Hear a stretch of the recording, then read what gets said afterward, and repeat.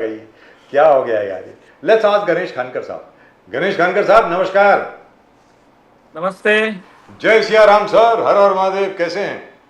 बस आपकी दुआ से बढ़िया हूं मैं सर। सर बड़े दिनों के बाद मिल रहे हैं। आपका बहुत बहुत शुक्रिया, बहुत बहुत धन्यवाद आपका कि आप आए। जैसे प्रदीप जी और मैं अभी बात कर रहे थे कि जैसे अटल बिहारी वाजपेयी, सुषमा स्वराज जी, जॉर्ज फर्नांडिस, शरद पवार साहब, सोमनाथ चटर्जी साहब, शरद यादव जी, प्रमोद महाजन जी, ये सब लोग जिस तरीके से डिबेट किया करते थे पार्लियामेंट में, क्या वो दौर वापस आएगा सर? वैसा दौर कभी वापस आएगा? आ, आ, राजीव जी थोड़ा याद कीजिए, मैंने आपसे इस विषय में अपनी डिबेट में ही कुछ कहा था। और मैंने ये भी कहा था कि यदि संसद में देश के प्रधानमंत्री के सामने बैठकर बात करनी चाहिए तो कांग्रेस की ओर से कौन बात करेगा? अधीर रंजन चौधरी जी का तो नाम आप ले नहीं सकते। और इस समय जो कांग्रेस का बर्ताव पहले ही राष्ट्रपति जी के अभिभाषण के समय हमने देखा, आपने देखा होगा कि किस तरह से खुद राहुल गांधी अपने कांग्रेस के सांसदों को वेल में आने के लिए इशारे कर रहे थे, वो भी प्रधानमंत्री के भाषण के समय, जबकि उनके भाषण के समय सारे लोग शांति से सुन रहे थे। मुझे लगता है कि देश में पहली बार टीवी पर संसद की गतिविधियों को देखने का अवसर 1996 में मिला।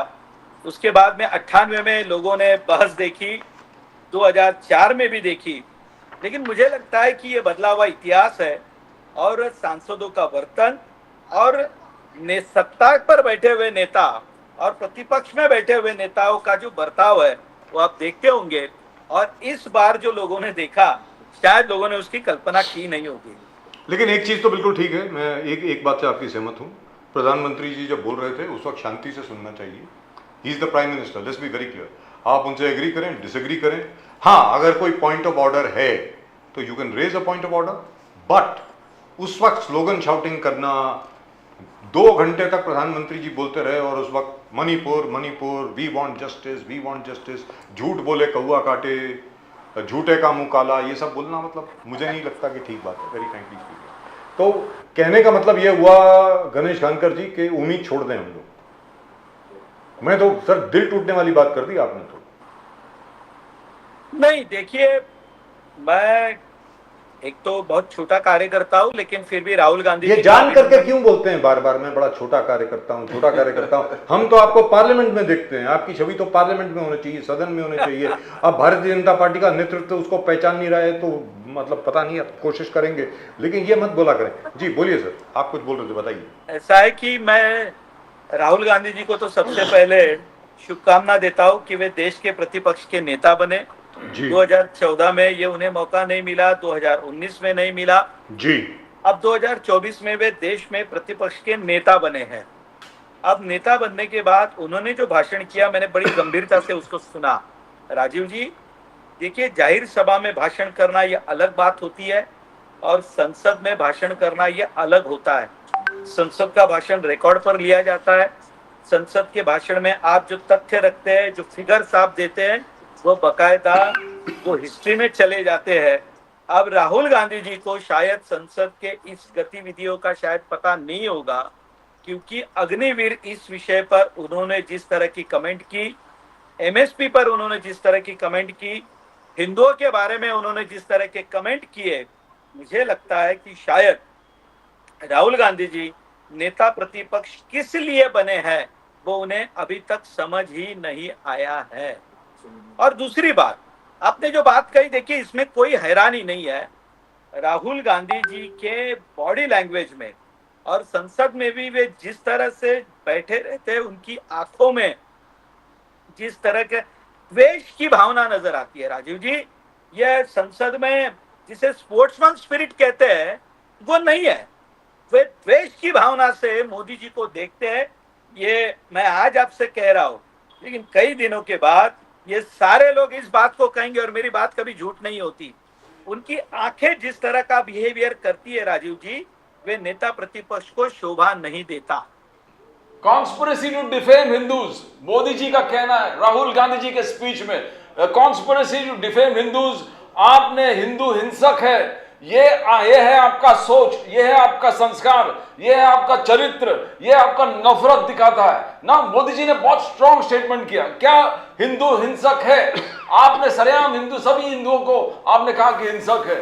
बट राहुल गांधी जी फिर बाद में पलटे और जो देखा आपने कहा कि not the entire Hindus but prime minister, RSS and BJP. ये स्टेटमेंट कैसे देखते हो आप खानकर साहब? मैंने कहा ना कि बिल्कुल नहीं सर। ऐसा है कि राहुल गांधी जी अपने आप को ये समझ ही नहीं पाए कि वे देश में प्रतिपक्ष के नेता है और प्रतिपक्ष के नेता की भूमिका यह अलग होती है। प्रतिपक्ष की भूमिका यह सरकार की कमियों को दिखाना, सरकार इस बात से डरे कि हम कोई भी निर्णय करें तो नेता प्रतिपक्ष ये हमारे ऊपर ध्यान रख रहे हैं और यदि हम गलती करेंगे तो जनता के बीच में जाकर प्रतिपक्ष हमसे सवाल करेगा। यह संसद की गरिमा होती है, संसद की कार्य पद्धति होती है। उनके भाषण में उन्होंने हिंदुत्व के बारे में और हिंदू के बारे में कुछ कहने का प्रयास किया। अब मुझे ये पता नहीं है कि अपने हिंदुत्व के बारे में, अपने इतिहास के बारे में राहुल गांधी जी कितना जानते हैं। उन्होंने दो तस्वीरें दिखाई, एक तो भोले बाबा की तस्वीर दिखाई जी, दूसरी गुरु नानक जी की तस्वीर दिखाई। वे क्या दिखाना चाहते थे वे मेरे अंत में भी समझ में नहीं आया। उन्होंने त्रिशूल का उदाहरण दिया, त्रिशूल का उदाहरण देकर उन्होंने ये कहा कि हिंदू हिंसक होता है। मुझे अजीब लगा कि इस भारतवर्ष को हजारों वर्षों का इतिहास है, हजारों वर्षों का। अब इन 1000 वर्षों में इस हिंदुस्तान की सीमा छोड़कर हमने कब आक्रमण किया था, शायद राहुल गांधी जी ये देश की जनता को बताए। अब यानी 6ठे दशक के बाद हिंदू कुश पर्वत से जो आक्रमण हिंदुस्तान पर हुए वे सारे हमने झेले। अब हिंदू यहां से कहां आक्रमण करने गया जो हिंदुस्तान हमारा, कभी आज जिसे शायद ये बहस का विषय हो सकता है, आज भी हम उसे मक्केश्वर भगवान महादेव के रूप में मानते हैं, अब जिसकी कोई मान्यता नहीं हो सकती है। वहां जिसे जमजम का पानी कहा जाता है उसका उल्लेख किसी और तरह से किया गया है। वहां का हमारा सनातन हिंदू धर्म का उगम स्थान, अब हम कहां पर आए तो पंजाब तक आए और वहां तक हम बांग्लादेश की सीमा तक सीमित हो गए। हम कहीं नहीं गए, हम सीमित होते गए, हम पर आक्रमण हुए। लेकिन राहुल गांधी जी कहते हैं कि हिंदू हिंसा करता है, हिंदू, मुझे पता नहीं राहुल गांधी जी को ये किसने सिखाया। वे मंदिर में जाते हैं तब जनेऊ कहाँ डालना चाहिए उन्हें कोई पता है। और हिंदुओं के इतिहास के बारे में राहुल गांधी जी आप थोड़ा अध्ययन करें और कम से कम यह बात कहते समय जो देश की विभाजन की स्थिति में पंजाब वहां के हिंदुओं ने जो सहा है, कम से कम उनके जख्मों पर नमक न छिड़के। मेरी राहुल गांधी जी से इतनी ही विनती है। तो कहने का मतलब ये हुआ कि आगे चलकर भी पार्लियामेंट की गतिविधि तकरीबन ऐसी ही चलेगी। सर ये बताएं, आज की तारीख में सबसे बड़ी समस्या जो सबके सामने आ रही है, पहले समस्या के पहले एक और चीज कहते हैं, congratulations to you sir, congratulations to everybody. सब लोगों को बहुत बहुत शुभकामनाएं।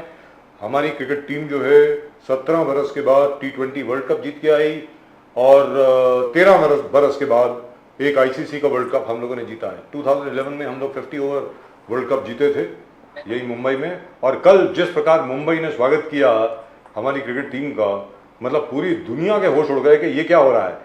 जो अर्जेंटीना वर्ल्ड कप जीत करके गया था फुटबॉल का, उसके बाद लोगों को लग रहा था कि बोनस आयर्स में जिस तरीके से उनका स्वागत हुआ उससे कहीं 10 गुना ज़्यादा स्वागत यहाँ पर किया गया। उसके अलावा मोदी जी ने जो हौसला अफजाई करी सबकी, और जिस तरीके से, मैं तो हैरान हूँ यार, मतलब गणेश शानकर साहब, मोदी जी को एक एक प्लेयर का नाम याद है, एक एक प्लेयर का नाम याद है, उनको एक एक चीज़ याद है कि वो तुम्हारे साथ ऐसा हुआ था, तुमने ये किया। और फिर रोहित शर्मा से पूछा कि यार तुमने वो पिच जो है वो चखी कैसे, मतलब या तो उनको ब्रीफिंग बहुत बढ़िया मिली है या उनका खुद का इंटरेस्ट है इसमें। गणेश खारकर साहब आप बताएं प्लीज। राजीव जी आप जो भी समझे, लेकिन मुझे जो लगता है कि आप याद कीजिए कि उस समय मोदी जी फाइनल मैच देखने गए थे और भारत की टीम परास्त हुई थी। नवंबर में, लम्हा उस समय पिछले साल हमने- नवंबर 2023 जी हाँ जी, हाँ बिल्कुल। आपको याद होगा कि हमने वो लम्हा देखा है। जी। आज वो लम्हा देखने के बाद हम जीत के लिए यानी तरस गए थे हम लोग। और आप देख सकते हैं कि वह भी एक लम्हा था, एक लम्हा जीत का भी है। हमने उसे भी जिया था। प्रधानमंत्री जी ने उसके बाद में हर खिलाड़ी से जाकर मुलाकात की, उनसे बात की, उनकी हौसला अफजाई की। और आपने देखा होगा कि यानी खिलाड़ी जो पूरे टूर्नामेंट में खेलता है, फाइनल हारने के बाद जो दर्द होता है उसी को पता होता है। जी दुरुस्त बात। लेकिन देशवासियों की भावना उनसे जुड़ी होती है। जी और मुझे लगता है कि भले आप कुछ भी कहे, मोदी जी ने फाइनल तो देखा जरूर होगा सर। सर अब बोलते जब देखा, भारत की टीम- बोलते हैं रात तक मैं देख रहा था, मीटिंग के दौरान बीच बीच में जाके देख रहा था। T20 भी देखा और फाइल भी साइन करते रहे, फाइल भी साइन करते रहे और पूरा मैच भी देखा। और सारा बोले कि आपका टैलेंट, आपका टीम स्पिरिट, आपका पेशेंस, आपका सेल्फ कॉन्फिडेंस वो पूरे देश के लिए एक मिसाइल है। और एक चीज मोदी जी ने कहा, खानकर साहब बोले कि अब मैं देख रहा हूं कि छोटे छोटे गांव से टैलेंट उभर कर आ रहे हैं। पहले तो सिटीज में सीमित था, सुनील गांव जो बड़े बड़े खिलाड़ी, आज तो छोटे छोटे गांव से टैलेंट उभर कर। बहुत एक सिग्निफिकेंट स्टेटमेंट था वो, खानकर साहब। नहीं, बिल्कुल सही बात है। यानी आप याद करेंगे, मैं भी अपने कॉलेज के दिनों में अच्छी खासी क्रिकेट खेल चुका हूँ और अच्छे लेवल पे खेल चुका हूँ। क्या बात है साहब। मुझे याद है कि जब मैं क्रॉस मैदान में खेल रहा था, राजीव जी आप यकीन नहीं करेंगे कि मेरी दूसरी विकेट पर, वहां तो विकेट लगकर होती है, मेरे दूसरे विकेट पर जहीर खान खेल रहे थे। मुझे आज भी याद है, मैं शिवाजी पार्क जिमखाना में कॉलेज की मैच के लिए जाता था, तो संजय बांगर वहां नेट पर प्रैक्टिस करते हुए हमने देखे उन्हें।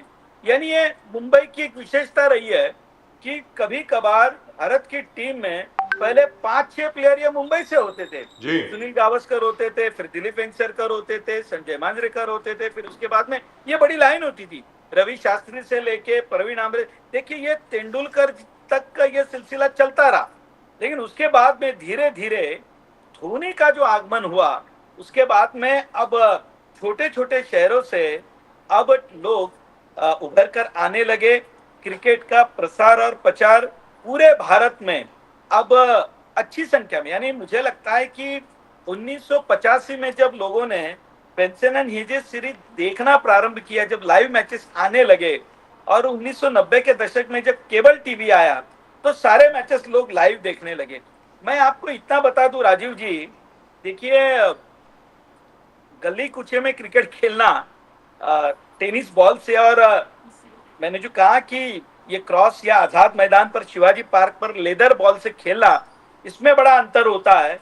एक जमाने में इन बड़े खिलाड़ियों को देखकर खिलाड़ी मैदानों में सीखते थे, अब रोज आप घर पर बैठकर इन सबके यूट्यूब पर चैनल्स पर सारा देखकर आप अपने आप को कन्वर्ट कर सकते हैं, अपने आप को आप सीख सकते हैं। ये बड़ा परिवर्तन आया है और मुझे लगता है कि बच्चों की मेहनत भी है। और ये इसी बात पे मुझे रुकना पड़ेगा। मैं एक सवाल पूछने जा रहा हूं आपसे, जो आपने अभी बात की ना, याद रखना इसको, अभी अभी जो आपने बात करी कि गली मतलब गांव खेड़े से अब लोग आ रहे हैं। सर ऐसा है, मोदी जी जब से दिल्ली आए हैं प्रधानमंत्री बनके, उन्होंने क्या किया है कि वो जो पूरा लट्यम्स बंगलो जोन की जो दुकान थी ना, वो शायद बंद कर दी। अब सारे गांव खेड़े से लोग आ रहे हैं, असली भारत से लोग आ रहे हैं, जिसको असली भारत चौधरी चरण सिंह कहा करते थे। उन्होंने फिर एक पेपर भी निकाला था असली भारत, हमारे अजय सिंह साहब उसके एडिटर हुआ करते थे। सर मोदी जी के आगमन से क्या हुआ है कि एक नई एस्टैब्लिशमेंट बन गई है दिल्ली में, जो भारत के गांव से, ग्रामीण इलाकों से, छोटे छोटे शहरों से आई है। और वो शायद स्वीकार नहीं है जो हमारा लट्यन्स बंगलो जोन का जो पावर स्ट्रक्चर, क्योंकि मैं तो लट्यन्स बंगलो जोन में पैदा हुआ हूं सर, मुझे मालूम है how they work. Golf links, Firoza road, Curzon road, जिसको आप कस्तूरबा गांधी मार्ग कहते हैं, अकबर रोड, ये जोरबाग, ये वाला जो खान मार्केट, ये वाला जो पूरा यूनिवर्स है, ये एक्सेप्ट नहीं करता किसी आउटसाइडर को। तो क्या अब देश की जो थिंकिंग है और देश की जो एस्टैब्लिशमेंट है वो चेंज हुई है क्या सर? गणेश खानकर जी। बिल्कुल बिल्कुल सर, ये जो आपने जो मुझसे सवाल पूछा, मुझे लगता है आज आप पूरी तैयारी कर कर आए हैं सवाल पूछने के लिए सर। ये मेरा कहना बेमानी होगा, लेकिन फिर इसी आपके सवाल को मैं हमारे देश के नेता प्रतिपक्ष से जोड़ता हूँ, और वो इसलिए जोड़ता हूँ कि वह भी शायद इसको पचा नहीं पा रहे कि भाई हमारे सिवा और कोई वहां कैसे बैठा है, वो भी तीसरी टर्म में प्रधानमंत्री बन गया, वो पचा ही नहीं पा रहे। देखिए, देश का मानचित्र बदल रहा है, और ये देश का मानचित्र क्या बदला है, तो देश के अब छोटे छोटे गांव से प्रतिभा निकल कर आ रही है जी। उन्हें मौका मिल रहा है, और ये मौका भी देखिए पक्षपात के बिना मिल रहा है। पहले जो एक तय था कि कुछ एक विशिष्ट वर्गों के लिए ये सारी बातें रिजर्व है, कुछ एक विशिष्ट वर्गों को शायद इसका लाइसेंस दिया गया है, कुछ एक विशिष्ट वर्ग के लोग जो कहेंगे तभी ये तय होगा, और उससे बढ़कर दिल्ली में आप जिसे लुटियंस वगैरह जो कहते होंगे, तो वहां जाकर यह तय होगा कि देश की राजनीति में या देश की जो आप पत्रकारिता या जिसे आप डेमोक्रेसी के 4 स्तंभ में एक स्तंभ कहे, जो अपना ओपिनियन बनाता है, वो एक ही रास्ते पर बैठकर तय करता था और पूरे देश उसके पीछे भागता था। मुझे लगता है कि मोदी जी ने शायद इस जिसे हम कह सकते हैं उस भ्रम को तोड़ा है। यह देश अब नीचे से ऊपर तक पूरी तरह से पारदर्शी रूप से काम कर रहा है, यह अब लोगों के सामने आ चुका है। अब इसका यह परिणाम है राजीव जी। जी, दुरुस्त बात। खड़गे साहब दूसरे की खड़गे साहब वॉकआउट किए, और वॉकआउट करते वक्त उन्हें कहा कि देखो मुद्दा बहुत है, आरएसएस है, नीट है, अग्निवीर है, आपने हमारे पूरे मैनिफेस्टो को धर्म विशेष बताया, चंदा दो धंधा लो, arrogance of prime minister Modi है तो मुमकिन है, मगर सबसे अहम चीज आरएसएस। खड़गे साहब ने कहा RSS has taken over our education system. Education system के सब टॉप लेवल पे आरएसएस के लोग हैं। आप यानी टोटल एक आरएसएस के विचार, आप मनुवादी जो विचार इस देश को थोपना चाहते हो, यंग माइंड्स पे थोपना चाहते हो। You are influencing education. खड़गे साहब का आरोप है, कानकर साहब, that you are influencing education. RSS is influencing education system. Kankar साहब देखिए सर, ऐसा है कि खरगे साहब का दर्द है वो मैं आपको बताता हूं। अब इतिहास के पन्नों में बाबरी ढांचे का उल्लेख नहीं होगा, इतिहास के पन्ने में उल्लेख होगा नए निर्मित राम मंदिर का। इतिहास के पन्नों में अब पुराने काशी विश्वनाथ का उल्लेख नहीं होगा। ज्ञानव्यापी मस्जिद जो हमसे छीनी गई मंदिर का हिस्सा थी, अब उसका उल्लेख नहीं होगा, तो नए मंदिर का उल्लेख होगा।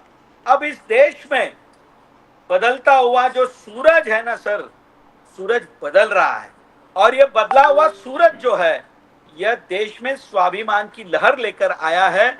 और एक 10, 20, 25, 30 सालों पहले भारत यानी क्या, जो कुछ अच्छा है वो विदेशों में बनता है।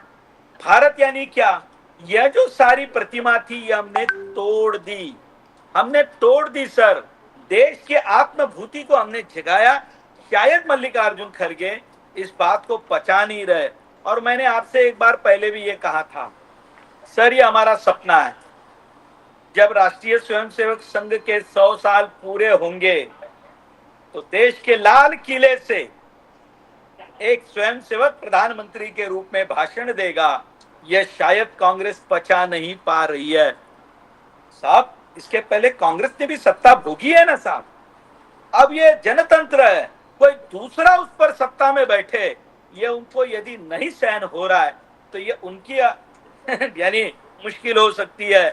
अब क्या करें हम, अब इसका कोई इलाज नहीं है। तो गणेश खानकर साहब, कहने का मतलब ये हुआ इसके बावजूद कि आपकी 63 सीटें कम आई और तकरीबन कोई 33 सीटें कम आई सिंपल मेजॉरिटी से, इसके बावजूद जो मैं आपसे सुन रहा हूं, कहने का मतलब ये हुआ कि भारतीय जनता पार्टी के जो कोर इश्यूज हैं, मेन इश्यूज हैं, वो रहेंगे, बिल्कुल सलामत रहेंगे। जैसे काशी विश्वनाथ हो गया, कृष्ण जन्मस्थान हो गया, यूनिफॉर्म सिविल कोड हो गया, पाकिस्तान ऑक्यूपाइड कश्मीर को वापस हिंदुस्तान में लाना वो हो गया, अक्साई चिन्ह को चीन से वापस लेके आना वो हो गया, चीन ने जो हमारी टेरिटरीज ग्रैब करनी है उनको वापस लेकर आना वो हो गया। क्या इन सब चीज़ों पे वैसे ही काम चलता रहेगा जैसे कि पिछले 10 साल में चला है? सर मैंने आपसे पहले भी कहा है कि भारतीय जनता पार्टी का काम यह अंत्योदय की योजना पर चलता है, और ये अंत्योदय की योजना कहीं आज नहीं बनी है सर। पंडित दीनदयाल उपाध्याय जी ने इसको कलिकत के अधिवेशन में सर आज से 50 साल पहले कह दिया था। लगभग 55 साल होते आए अभी। यह आज की हमारी सोच नहीं है। हमारे देश का सांस्कृतिक राष्ट्रवाद, हमारे देश की एकता, हमारे देश के अंतिम व्यक्ति तक सत्ता के लाभ पहुंचाना, हमारे देश को सक्षम बनाना, शत्रु राष्ट्रों के सामने हम सीना तान कर खड़े रहे, ये सब तो हमारे अंत्योदय में लिखा है। हम उससे कुछ अलग नहीं कर रहे, हम उससे कुछ अलग नहीं कर रहे, हम वही करेंगे सर। हमारी सोच बिल्कुल सही है। भारत माता को सर्वोच्च शिखर पर लेकर जाने के लिए जो भी करना पड़े हम करेंगे। यह किसी एक व्यक्ति के उद्धार के लिए, एक व्यक्ति को प्रधानमंत्री बनाने के लिए यह सोच विचार नहीं है। इस भारत माता के लिए सर पीढ़ियां खप गई राजीव जी, पीढ़ियां खप गई, इसके आगे भी खपेगी, यही हमारी सोच है।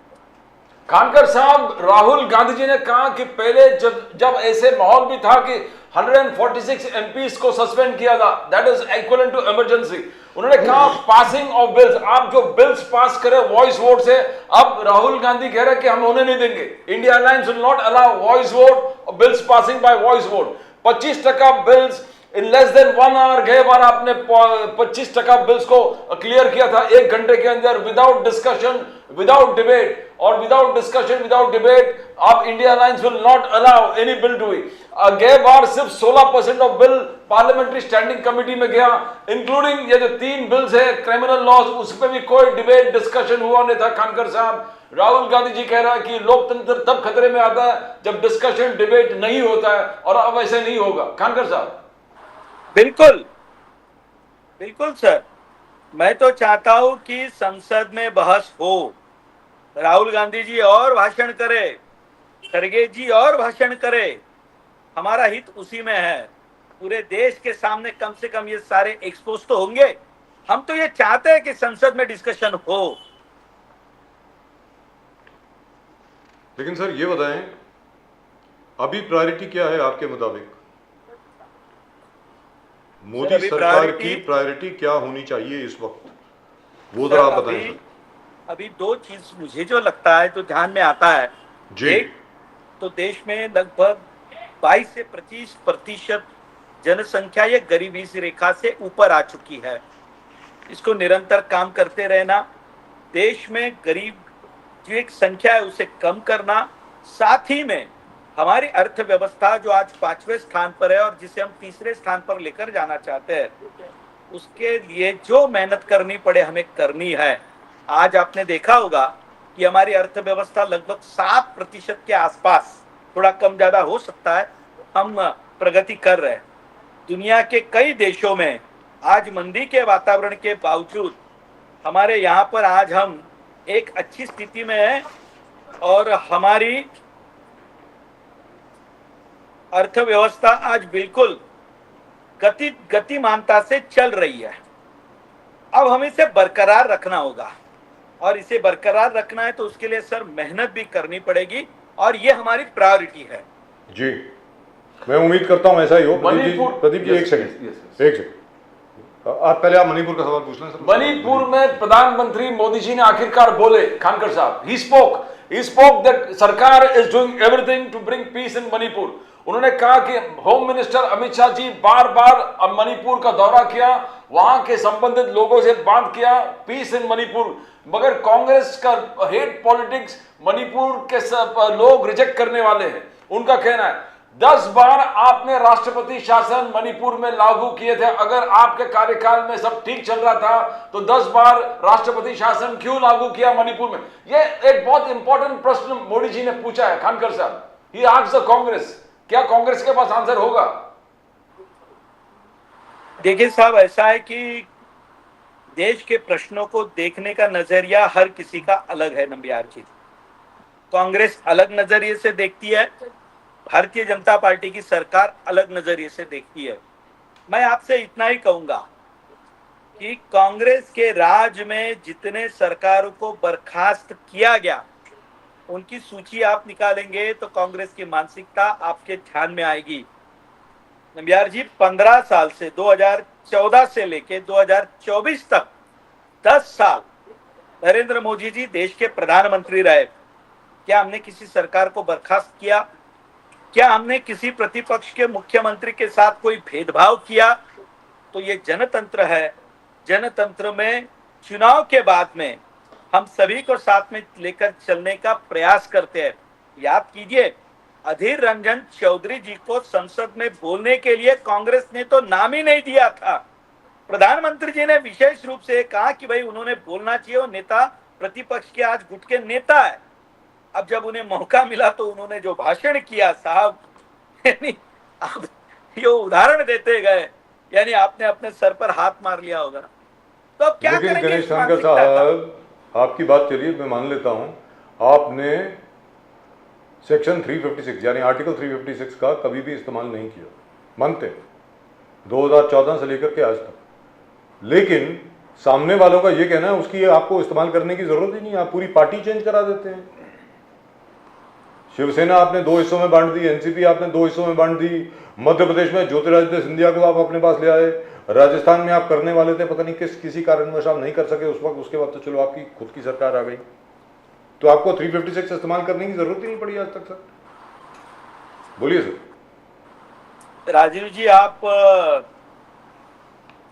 कितना बड़ा आरोप हम पर लगा रहे हैं। मैं आरोप का लगा रहा हूं सर, मैं तो आपसे पूछ रहा हूं सर, आप बताइए। नहीं ये तो तारीफ है आपकी कि आपको 356 बिल्कुल इस्तेमाल करने की बिल्कुल जरूरत ही बिल्कुल। नहीं पड़ती।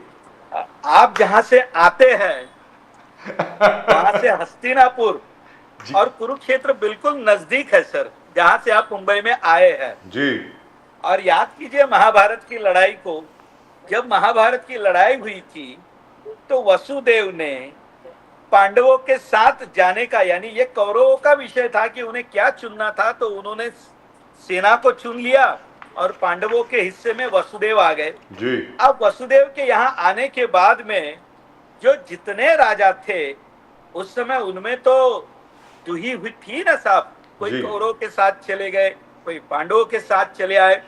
अब ये जब महाभारत की लड़ाई समाप्त हुई या रामायण भी जब समाप्त हुआ, तब रावण ने ये पूछा प्रभु राम से कि हे राम, आपके पास तो कुछ नहीं था, मैं राजा था, मेरे पास सेना थी, मेरे पास ये था, मेरे पास वो था, मेरे पास शस्त्र अस्त्र सब थे, फिर भी मैं लड़ाई हार गया। तब प्रभु राम ने उनसे कहा कि रावण, सिर्फ तुम्हारे पास धर्म नहीं था और धर्म मेरे पास था, इसलिए तुम लड़ाई हारे। अब वहीं मैं कुरुक्षेत्र का उदाहरण आपको दूं तो जो अंतिम समय वसुदेव ने आखिर तक, याद कीजिए, न कभी शस्त्र उठाया, न वे कभी उस भूमिका में गए, लेकिन सारी लड़ाई जो है वो वसुदेव ने ही चलाई। अब जैसी चलानी थी उन्होंने वैसी चलाई और देश में धर्म की स्थापना की। अब कोई राजीव जी हमारे साथ आना चाहता है प्यार से, मोहब्बत से, थोड़ा नाराज होकर, हम तो उसे अपना लेंगे भाई, हम, यानी इसमें हमारी क्या गलती है जी। Poverty has declined. Modi ji ने कहा, बीजेपी ने कहा कि 2013 में 21.2 पॉवर्टी का रेशियो था, आज 8.5% पे पहुंच गया है। That is Modi ji policies. और जम्मू एंड कश्मीर में जिस प्रकार स्पोर्ट्स के एक लहर आपने उतार दिया, सब जगह football clubs, Ranji cricket stadium upgradation, ये एक अलग चेंज है। मोदी जी जम्मू एंड कश्मीर में स्पोर्ट्स के माध्यम से क्या पूरा वातावरण फिर से चेंज करना चाहता है। How do you see that statement Khankar साहब? देखिए साहब, जम्मू कश्मीर के लोग भी तो इंसान हैं। इतने वर्षों तक पीढ़ियां खप गई दहशतवाद में। 1980 के बाद में कश्मीर ने केवल दहशतवाद और दहशतवादी देखा है। अब कहीं जाकर उनके जीवन में बदलाव हो रहा है। तो साहब दुनिया भी देखे कि धारा 370 हटने के बाद क्या बदलाव होता है, हम वो करने जा रहे हैं। और नंबियार जी देखिए, जितना मैं जानता हूं और जितने लोग कश्मीर जाकर वापस आए हैं, हर कोई तारीफ कर रहा है, हर कोई तारीफ कर रहा है, हर कोई। अब देखिए जम्मू कश्मीर में, यानी आप स्पोर्ट्स कभी संबंध विषय आपका आया होगा, तो आधे से ज्यादा जो सारी स्पोर्ट्स की फैक्ट्रीज है वे दिल्ली के आगे है, हिमाचल से लेके जम्मू तक है। अब उनको सही वहां पर मार्केटिंग का मौका मिलेगा तो देश की इकोनॉमी में बहुत बड़ा फर्क महसूस करा सकती है, और हम वो कर रहे हैं। बिल्कुल मोदी जी वही कर रहे हैं। तो उम्मीद करते हैं कि अगली बार जब वर्ल्ड कप फुटबॉल होगा तो फुटबॉल्स जो हैं वो पाकिस्तान में नहीं, शायद हिंदुस्तान में बनेंगे, क्योंकि अभी तो सियालकोट से मंगा रहे हैं। खैर वो तो अलग बात हो गई। सर आपसे जानना चाह रहे हैं, महाराष्ट्र में अगर हम लोग आए हैं आज की तारीख में, ओबीसी वर्सेस मराठा दोबारा हो गया सर। लक्ष्मण हाके जी बैठ गए हंगर स्ट्राइक पे। ओबीसी समुदाय को कहा जा रहा है कि आखिरकार उनका नेता मिल गया। तो एक तरफ लक्ष्मण हाके, सामने जरंगे पाटिल। तो क्या महाराष्ट्र में कोई जातिवाद को लेकर के आगे और भी तनाव देखने को मिलेगा सर? देखिए ऐसा है राजीव जी, मैं इसमें बहुत ज्यादा जातीय तनाव में उम्मीद नहीं रखता हूँ, क्योंकि महाराष्ट्र एक पुरोगामी राज्य है और देश में बहुत सालों पहले यदि कई महिलाओं की शिक्षा का प्रचार हो, या महिलाओं को मौका देने का विषय हो, या गांव देहात तक विकास की गंगा लेकर जाने की बात हो, तो भारत के कई राज्यों से महाराष्ट्र बहुत आगे था। मैं इस पर एक ही टिप्पणी करूंगा कि राजीव जी, आंदोलन करना चाहिए अपने अधिकारों के लिए, उसमें कुछ गलत नहीं है, लेकिन आंदोलन करते समय ये आपको पता होना चाहिए कि आंदोलन को समाप्त कहाँ करना है। दुरुस्त बात। जब आपको यह पता नहीं होता कि आंदोलन को कहाँ समाप्त करना है, तब जो दुविधा निर्माण होती है वो आज हुई है और जिसे आप देख रहे हैं। जी खानकर साहब, बहुत बहुत शुक्रिया आपका हमारे साथ जुड़ने के लिए।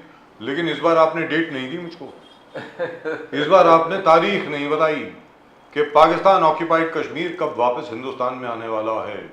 वो आपने अभी तक नहीं बताया सर। कब आएगा सर? देखिए बहुत सारी बातें राजीव जी, फिर कभी आऊंगा तो आपको कहूंगा, लेकिन हाँ, मैंने आपको इसके पहले भी कहा था कि देखिए इजराइल जब बना तो दुनिया भर के लोग ये रात को अपने बच्चों से कहती थी ना माँ कि बेटा अगली सुबह इजराइल में होगी, अगली बार Jerusalem, next year in Jerusalem. अगली फंक्शन में कभी लोग मिलते थे तो ये कहते थे कि हमारा अगला फंक्शन जेरूसलम में होगा। जी राजीव जी, जब हम अगली बार मिलेंगे तो शायद पीओके हमारे साथ आया होगा, इसी उम्मीद पे आगे बढ़ेंगे। क्या बात है सर, फैंटास्टिक। और यहाँ पर sadly I must mention this, I'm so sorry, I really must mention this before we go. In 1948 when the vote was taken at the then UN Assembly, which was not at its present headquarters of course, India voted against the formation of Israel. Bharat ने Israel की स्थापना के खिलाफ vote दिया था, which is sad. Well, that's it. That's all we've got for you. From Ganesh खानकर साहब। गणेश खानकर साहब, बहुत बहुत शुक्रिया आपका हमारे साथ जुड़ने के लिए। आपको जय सिया राम, हर हर महादेव। Thank you sir. हर हर महादेव। हर हर Mahadev. Well, I hope it happens. Whatever Ganesh Khankar Saab says, Predictions. I really and truly hope it happens. But I genuinely believe, Pradeep ji, Rahul Gandhi ji gave a very good speech. And if you notice, the treasury benches did not indulge in slogan shouting when he was speaking.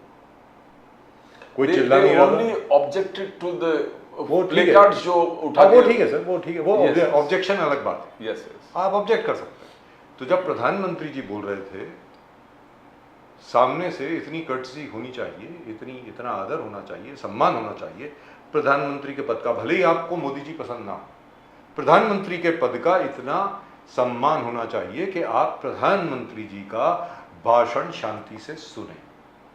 उसके बाद आपके पास आपको मौका मिलेगा, आप जितनी मर्जी आपको उसकी आलोचना करनी है, जो मर्जी करना है आप करिए। But this is I think this was a part of the flow management where BJP failed miserably. The person who manages the flow should have agreed on certain things. जब आप बात करें तो हम कुछ नहीं करेंगे, हमारे प्राइम मिनिस्टर बात You expect Mr. Kiran Rijiju? No, actually he should have worked it out. इतना तो आप I'm talking about national politics. If you can't do that, then I still remember when H.K.L. Bhagat used to be the Minister for Parliamentary Affairs, and Sheila Dikshit ji used to be Minister of State for Parliamentary Affairs. I still remember they used to have regular meetings every second day with the leader of the opposition, with everybody everywhere, and they used to have floor management. But ठीक है, अब हम लोग इस चीज पर बात करेंगे, and we will take this up after this. उसके बाद हम लोग ये लेकिन ये प्रॉमिस है. या शोरगुल कीजिए, वक्त खराब शोरगुल कीजिए तो don't bother you disturb. So as a result of it, what used to happen was the house used to run and run very, very peacefully. And also you had a prime minister at that time like Mr. P.V. Narasimha Rao, who was able to, talk to people and do all sorts of, make deals with people. Even at the time of Rajiv Gandhi, even at that time, things used to work very well. I mean, I sincerely think that floor managers from both sides should sit down together and work out a strategy whereby the amount of money which is being spent on each minute of a parliamentary session is humongous, Pradeep ji. That should not go to waste. वो waste नहीं होना चाहिए. And after that you complain कि भाई ये तीनों के तीनों बिल जो हैं वो पास हो गए, उसके ऊपर डिस्कशन नहीं हुआ. अरे भाई डिस्कशन आपकी तरफ से भी तो होना चाहिए था, सीधी बात है. Well, anyway, that's the voices in both sides, they need to come together and that's right. They have to talk. And let us make the parliament more presentable, more appealing and to the effective. people. Effective, appealing to the people, so people watch it. People are not don't want to watch it. They're saying, "What the hell is happening?" It's a ruckus out there. Absolutely. And we had hoped that with the new parliament building, there would be a new atmosphere within parliament. I hope it happens when the budget session starts. Well, that's just about it from both Pradeep ji and myself. और वो घंटी भी बज गई है, वो subscribe कीजिएगा channel को please. Thank you very much for ringing the bell and reminding me. बहुत बहुत शुक्रिया आपका. और आप सब लोगों को प्रदीप जी और मेरी तरफ से जय हिंद, जय महाराष्ट्र, जय भवानी, जय शिवाजी, वंदे मातरम. वंदे मातरम. जय सिया राम, हर हर महादेव. हर हर महादेव.